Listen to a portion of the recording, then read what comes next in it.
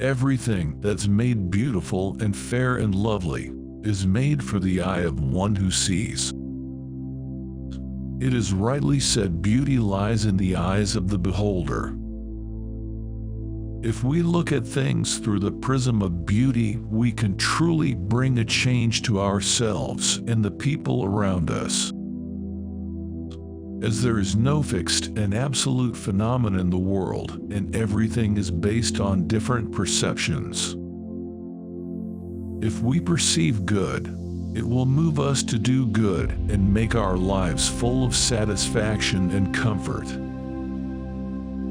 People with a conservative mindset always look at things negatively and ruin their peace.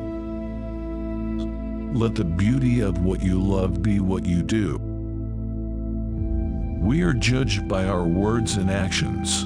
If we do good work, we'll be admired and appreciated by our community. On the other hand, if we indulge ourselves in evil and vicious company, we are a burden to society. We should have a tangible approach pertaining to our problems. The best course is to see no evil, hear no evil, and speak no evil. Evil corrupts and pollutes our hearts, while kindness and gentleness brings honor and prestige to us. The minute I heard my first love story, I started looking for you, not knowing how blind that was. Lovers don't finally meet somewhere. They are with each other all along. The moment when we fall in love with somebody is quite special. You look for your beloved in and out. We are so fascinated by the idea of getting closer to love that we forget our own existence in search of that. In the words of Rumi, lovers don't need to find each other. Rather, they are coined into one from the very beginning. You envisage your loved one, get closer to it, and talk your heart out. It also points out that you don't need physical interaction with loved ones.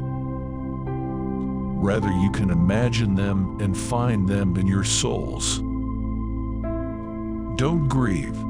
Anything you lose comes around in another form. Life is a trial and test for all of us. We are tested by the material and worldly possession.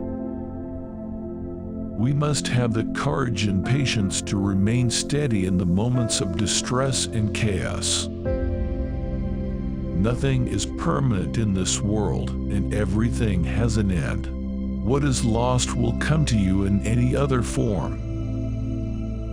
There is no need to panic and worry, but to be resilient and big-hearted. Sometimes, we lose our near and dear ones, and then they are replaced by new ones and fill the gaps in our heart. Thus, the best way to lead a pleasant life is to let go of everything. If something is destined to be yours, it will remain so no matter what may come. This is love, to fly towards a secret sky, to cause 100 veils to fall each moment. First, to let go of life. Finally, to take a step without feet. Love has no limits and boundaries. We can travel through the depths of oceans and the heights of the sky by its virtue. We get so immersed and consumed in love that we become unaware of our own existence. This is such a stage of affection and compassion towards our beloved that we lose ourselves in search for that. Our souls depart from our body and meet up in the heavens to remain immortal forever. This is the peak and zenith of love. The garden of love is green, without limit, and yields many fruits other than sorrow or joy. Love is beyond other conditions. Without spring, without autumn, it is always fresh. Rumi personifies love to an evergreen garden which never ceases to surprise us with its beauty and wonder. It is such a garden which bears many fruits and makes us learn many things.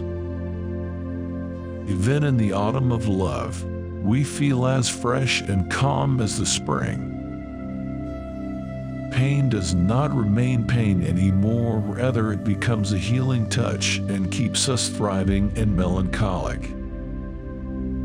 It paints such a picture of life in front of us that we forget all the sorrows of life and get exuberant and joyful. Grief can be the garden of compassion if you keep your heart open through everything.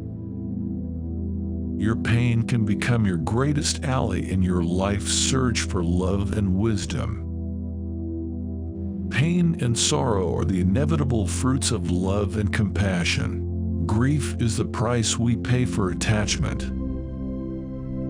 Sometimes, love lets us down and makes us feel pain. But if we are able to control and contain this feeling, we might become invincible at all walks of lives. Pain teaches us lessons which no greatest teacher can. If we become acquainted with pain, we learn the virtues of wisdom and foresightedness, and get ready to cope with any battle. Pain creates patience and endurance in us and makes us wise and audacious. Your task is not to seek for love, but merely to seek and find all the barriers within yourself that you have built against it. The world can be conquered and won over by the virtues of love and compassion. No amount of hatred and enmity is tantamount to that. Anger only satisfies our ego and bears us long-term repercussions. We have to judge and analyze our personality in order to develop the feelings and emotions of love. There are obstacles within ourselves which deviate us from the path of love and affection. We have to point out those hurdles and purify our heart with love, beauty, and truth. Merely searching out for love is not enough. Purification of heart and soul are the essential parameters to attain the epitome of love. Do not feel lonely. The entire universe is inside you. We become what we think of ourselves. Solitude and loneliness sometimes brings us joy and comfort which nothing can match. We are embedded and filled with emotions which makes us feel captivated and mesmerized. Rumi endorses loneliness as a secondary factor and opts for a moderate and more reasonable approach to minimize the miseries of the world.